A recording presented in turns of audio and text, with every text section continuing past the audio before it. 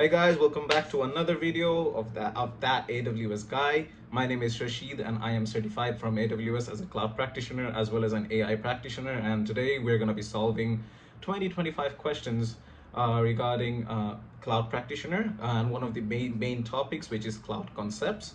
We previously have done that, so this is going to be a series. All right, so before we proceed, I want to say that these questions were practiced by me to have a better understanding, and these helped me have a foundational grip for the exam. All right, so we're going to be going through them and how I proceed on to the questions, and I'm going to be giving you guys 2 to 3 seconds to understand which is the answer, and then I'm going to be showing you which is the right answer and why the others are wrong. Okay, so without further ado, let's jump right back in. The first question is, a company wants to use the AWS Cloud Adoption Framework, AWS CAF, to build a business case for cloud migration. Which CAF perspective should they focus on? So it's more on the perspectives. It has 4 perspectives in this case, and let's go through the questions, right? Options: business, people, governance, and platform.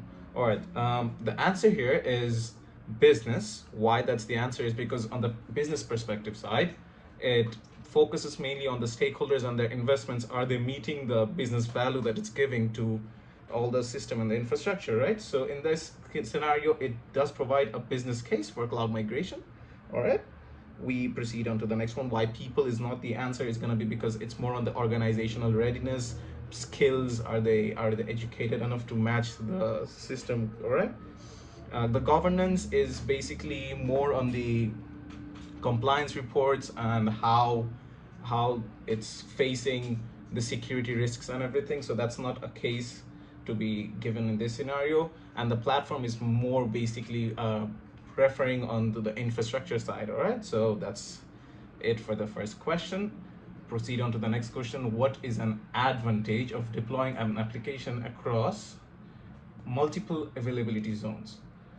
The application will have higher availability because it can withstand a service disruption in one availability zone. There will be better coverage as availability zones are geographically distant and can serve a wider area. There is a low risk of service failure if a natural disaster causes a service disruption in a given AWS region. There will be decreased application latency that will improve the user experience. All right, so the answer for this question is A. The application will have higher availability because it can withstand a service disruption in one availability zone. Meaning that basically if something happens to the application, we can always go to another availability zone where it's already hosted. Basically, since it's hosted in multiple applications, it's basically decreasing or mitigating the point of failure scenario. And in this case, if your application is not working in one availability zone, the other one is always there to back you up. All right, so that is the advantage. Yeah. There will be better coverage as availability zones are geographically distant and can serve a wider area. For a better coverage, basically what we do is we go for regions and not availability zones. And also availability zones are more not very distant from each other, and per se it's inside one region. Regions are geographically very much distant from one another. All right, there is a low risk of service failure if a natural disaster causes a service disruption in a given AWS region. Not true. If chances are that if it hits the risk of failure is gonna be high. All right, there will be decreased application latency that will improve the user experience. It depends on the user actually where it's using it from. All right, so it doesn't mitigate that option over here in that scenario. If it's very much far away, again the region part comes into play and not the availability zone. Okay, we proceed on to the next question. What are the advantages of deploying an application with EC2 instance? Again, advantage.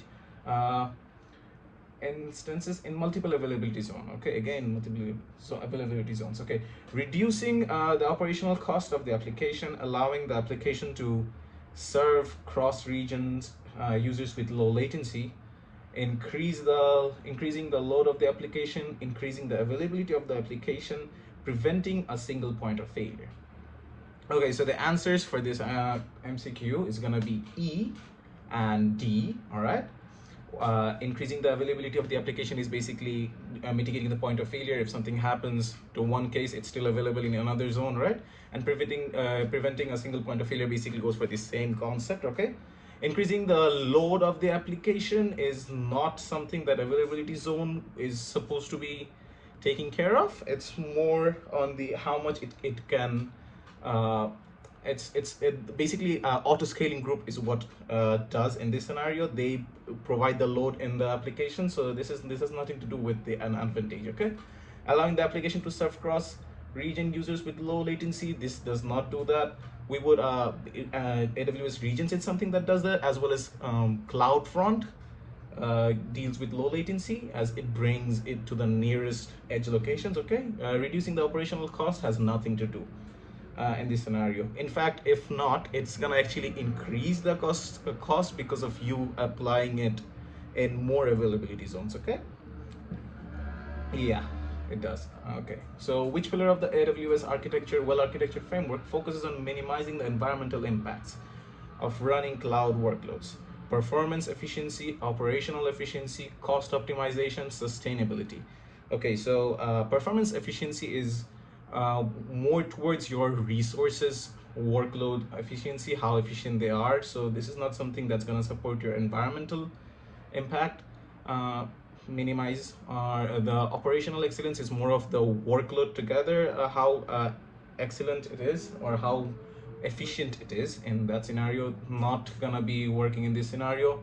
Cost optimization is bringing the cost down. Lowering the cost is not also gonna minimize the environmental impact.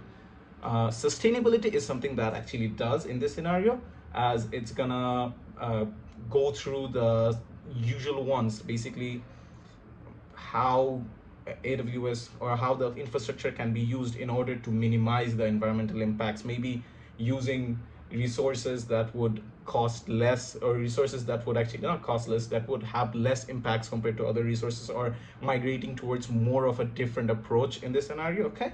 So that's what sustainability does. Fault tolerance. Fault tolerance refers to what? The built-in redundancy of the application. Oh yeah, sustainability is the answer, okay. Fault tolerance refers to the built-in redundancy of the application's components, how secure your application is, how well and how quickly an application's environment can have lost data restored, the ability of an application to accommodate growth without changing design. Okay, so the answer for this one is the built-in redundancy of an application's components. That is basically how, for just in case something happens, how can you deal with it, right? And that's the basically fault tolerant. How fault tolerant is it? How secure your application is, it falls on the security principle and not in the fault tolerance part. How well and how quick an application's environment can have lost data restored is more on the AWS backup systems and not fault tolerant. The ability of an application to accommodate growth without changing design is more on the scalable part, nothing to do in this scenario, okay? During a cloud migration assessment, a company identifies several legacy applications that are no longer in use. Which migration strategy should they apply to these applications? All right, so migration strategies are like 7 R's. You should understand what each R is in other, so that basically you can understand which fits the application, or which fits the MCQ, or which fits the scenario, okay? In this case, let's go through each one so that we have an understanding. Relocate, retain, retire, and rehost. So for this scenario, retire is the answer. Why it is because it accommodates a system's solution, basically, where most of the applications are not going to be in use, so we leave them apart and then we build on, or we migrate onto a new solution, okay? Relocation, retaining, rehost. Retaining is basically keeping resources on premise, since they have to basically, they cannot be migrated towards AWS, and basically they have to be on premise, and we will run the solution, but not everything is going to be in AWS, and some of them are going to be on premise, okay? Relocate is the whole application or the whole infrastructure, instances and operational operating systems, everything gonna be in AWS, migrating towards AWS, and rehosting is taking one application um, as it is to as because of its working and how it's gonna be giving a good effect, and basically it's working perfectly, so we take it as it is and we do not change it and we put it in AWS. Okay. The next question is what AWS benefit refers to a customer's ability to deploy applications that scale up and down to meet variable demand. Scales up and down to meet variable demand. Security is not going to be an option. Agility, no. Elasticity and scalability. Okay, some people are gonna, you know, maybe mix it up between elasticity and scalability because they almost trying to give you the similar example, but the similar scenario, but we will go through them. Okay, so security is not gonna help you scale up or down, so that's not something. It's more of providing the risks, compliance reports and everything for you to have an understanding, and it's basically taking care of the risks, right? Agility is how fast your resources are working, infrastructure is working, so we do not need that to scale up or down, so that's not also an option. Elasticity and scalability. Okay, so we go for scalability at first. What does scalability mean in this scenario? All right, scalability, for a system to be scalability, we need to ask it if it can be scaled, all right? But it doesn't inherit this one thing that elasticity does, and that is it doesn't automate the scaling up or down when there is high traffic. All right, elasticity does do that. Elasticity, it has the ability to scale up and down on high traffic, but scalability is basically asking, can it scale in scenarios like that? So basically, meet variable demand in these scenarios, elasticity is the answer, and I hope you guys understand why scalability is not the answer. All right, adjusting compute capacity dynamically to reduce cost is an implementation of which AWS cloud best practice? Adopt monolithic architecture, implement elasticity, parallelize tasks, build security in every layer. Okay, so the answer for this dynamically is gonna be implementing elasticity. Why you might ask me? It's basically, it will what elasticity does is it computes, but without you needing to be in between to see if the traffic is high or if the traffic is low. What it's gonna do is it's gonna itself uh, scale it up, scale the resources up, scale your compute resources up, computational resources, depending on the traffic. If there is high traffic, there's gonna be more. It's gonna, with the help of auto scaling groups, it's gonna increase, and if there is less traffic, then it's gonna decrease. Okay, adopting monolithic architecture is gonna, it's not gonna reduce cost per se. It's gonna increase the single point of failure seen is as it more basically compresses all of the infrastructure in one place, so we wouldn't want that. Parallelizing tasks is something, it's basically how tasks can be, how the computing resources can go for tasks maybe both at the same time, but this is something that auto scaling group would distribute traffic to two different resources at the same time, but this has nothing to do with reducing cost. Okay, build security in each and every layer is something that basically does it falls on the security part, and it's not going to reduce the cost. Okay, proceeding on to the next question. Which AWS framework provides guidance organized into 6 perspectives to help organizations identify and prioritize cloud transformation opportunities? Okay, so we focus on guidance. Okay, guidance organized into 6 perspectives to help identify and prioritize cloud transformation opportunities. For this, it's one of those questions that you have to understand, memorize what it means, what it does. So we go for the answer is basically AWS Cloud Adoption Framework, as it prioritizes and gives you guidance on how or why you should be adopting this framework. The other frameworks, if we go through them, AWS Migration Acceleration Program is basically a consultancy service which AWS provides. In this scenario, what it would do is it's going to accelerate your migration system instead of guiding you or giving you guidance on what and how or why you should be using it. AWS Well-Architected Framework is more on the workload framework infrastructure, so that is not on this scenario. AWS Shared Responsibility Model, as fancy as the name might sound, it's basically just gives you guys an understanding about what responsibility does the customer have and what responsibility does the AWS have in this scenario. Okay, so yeah, proceeding on to the next question, which of the following are pillars of the AWS Well-Architected Framework?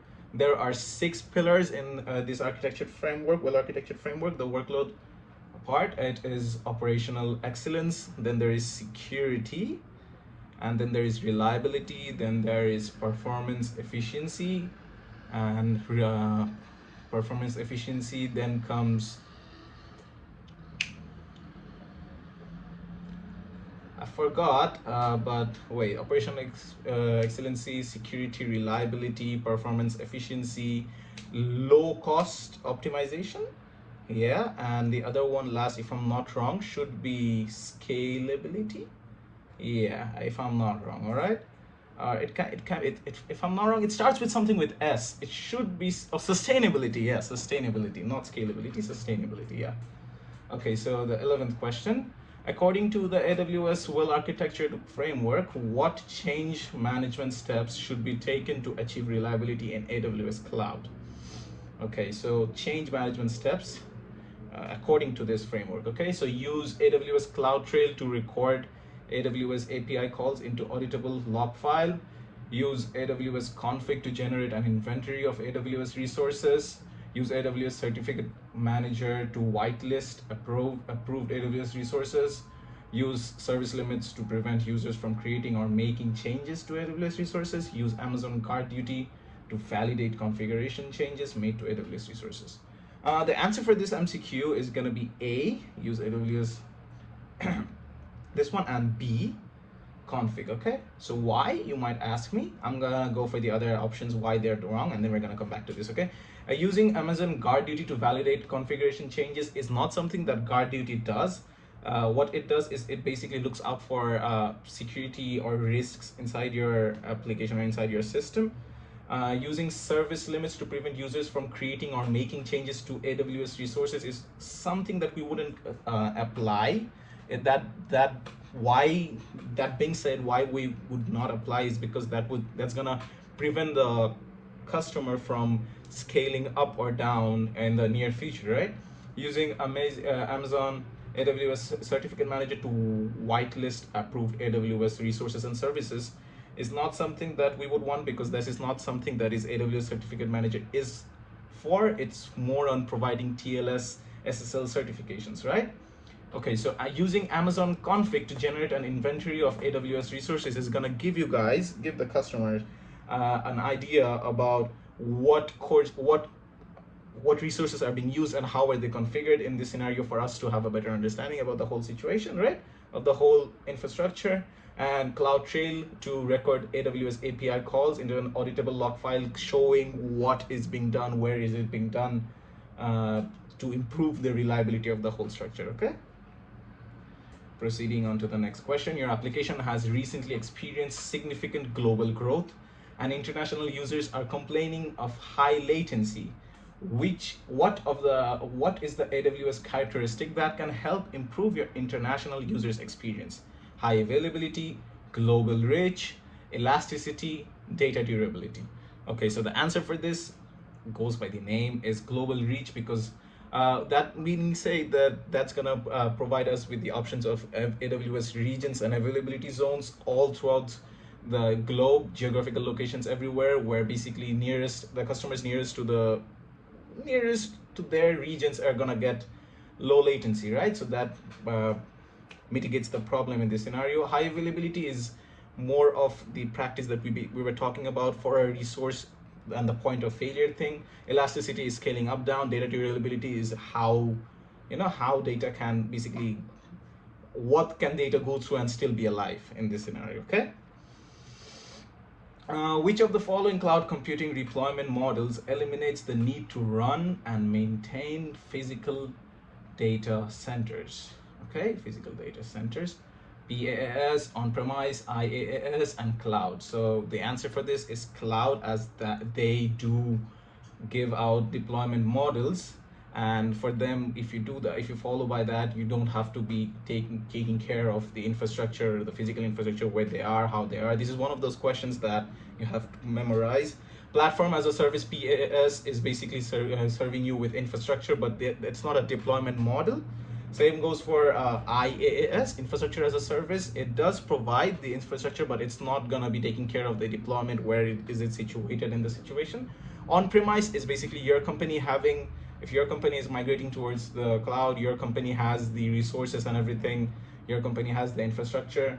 So it doesn't really eliminate the need to run and maintain physical data structures, data centers, right? Okay, 14th question. Which of the following are valid migration strategies defined in the AWS Cloud Adoption Framework? Okay, so there are 7 ones and 7 R's, and you have to memorize them in order to realize which one is the answer and not. So in this case, it's rehost. Revalidate is not the answer, not one of them. Repurchase is. Reconfigure is not. Redistribute is not, okay? The next question, what are the benefits of using an AWS managed service? Provides complete control over the virtual infrastructure, eliminates the need to encrypt data, lowers operational complexity, allows customers to deliver new solutions faster, allows developers to control all patching related activities. Okay, so benefits of using AWS managed service. Let's go for one by one. Provides complete control over the virtual infrastructure is not something that we would, it does provide in one of the IaaS structures, but not in this scenario, okay? Eliminates the need to encrypt data. No, that is not something that is a benefit. We do have to encrypt the data. Lowers operational complexity as it does the patching, it does the maintaining of the resources and everything. Allows customers to deliver new solutions very much faster, as everything is right there within clicks. You can do that. So yeah, allows developers to control all patching related activities is not something that AWS, it's not the benefit that AWS would provide. So yeah, so we proceed on to the next question. Which AWS service is designed specifically to migrate databases from on-premise to AWS, supporting both same engine and cross-engine migrations? Okay, so AWS Application Migration Service, AWS Schema Conversion Tool, AWS Database Migration System, DMS, and AWS Sync. The answer for this question is AWS Database Migration Service. And why, you might ask me? Because they basically provide with the replication of databases, as you can see, databases in this scenario, and not the other ones. AWS Application Migration Service would migrate operational resources and not on the database part. AWS Schema Conversion Tool is more on the conversions of schema from one not exactly solution, but there is certain it's more of a converting schemas depending on the engines. Yeah, from one engine to another, it would help converting your schemas. All right, and AWS Data Sync is basically one of those systems, one of the services that's gonna help transfer your data from from your on-premise to AWS data storage systems, maybe S3 or other stuff. Okay, so we proceed on to the next question. Which architectural principle is used when deploying an Amazon relational database service? Deploying Amazon RDS instance in multiple availability zone. Use servers, not use services, not servers. Not really. Automate everything that can be automated. No. Implement loose coupling. Not really. Design for failure is the answer in this scenario, as if you can remember, in multiple availability zone, why we would apply that is so that if something happens to one of the availability zone, the other one is always there to back you up, right? Using services and not servers is not going to be the best practice, and it doesn't fall under the principle. You should be using the AWS services, but that's not something that you always have to in order to rely on the best practice. Okay, automate everything that can be automated can be done in this scenario, but it's not gonna it's not going to mitigate the point of failures in the multiple availability zone. Okay, and implementing loose coupling is more on the uh, compressing in one system altogether, but it's not, the decommissioning is not gonna help you. Uh, you know, it's not gonna. That comes for the same availability zone question. Does it actually, like, mitigate the design for failure? But if it doesn't, then we cannot, we cannot apply that in this scenario. Okay. The 18th question, a company wants to build its new application workloads in the AWS cloud instead of using on-premises resources. What expense can be reduced during usage of the cloud? Okay, penetration testing for security, we always have to use that regardless of wherever we are, so that's not going to be an option on-premise or using the AWS.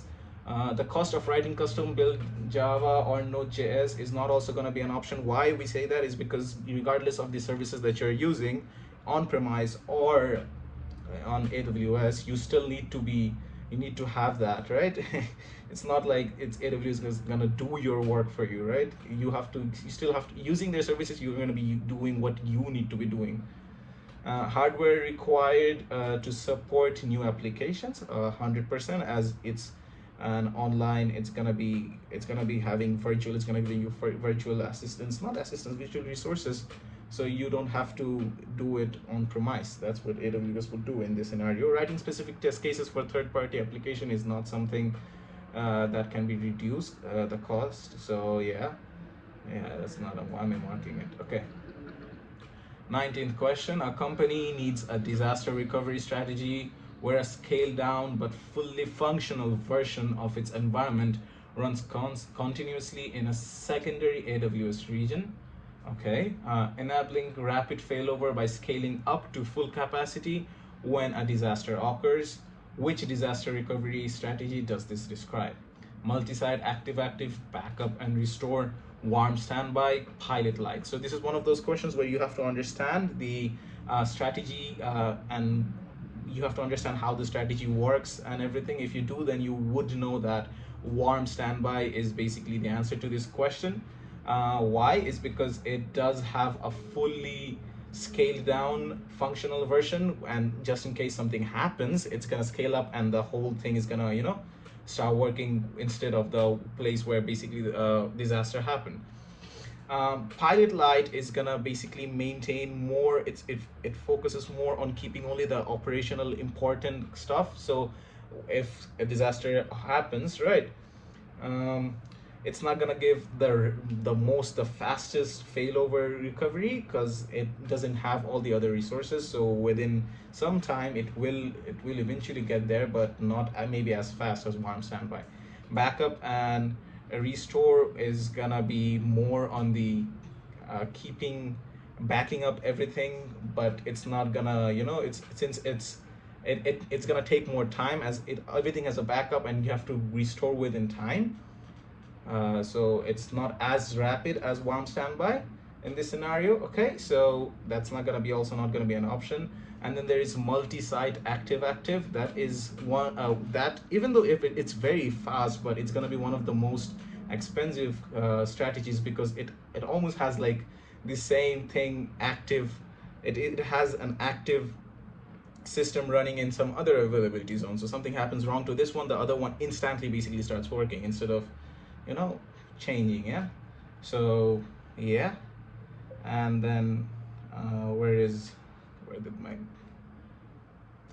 it just went away from current slide. There you go.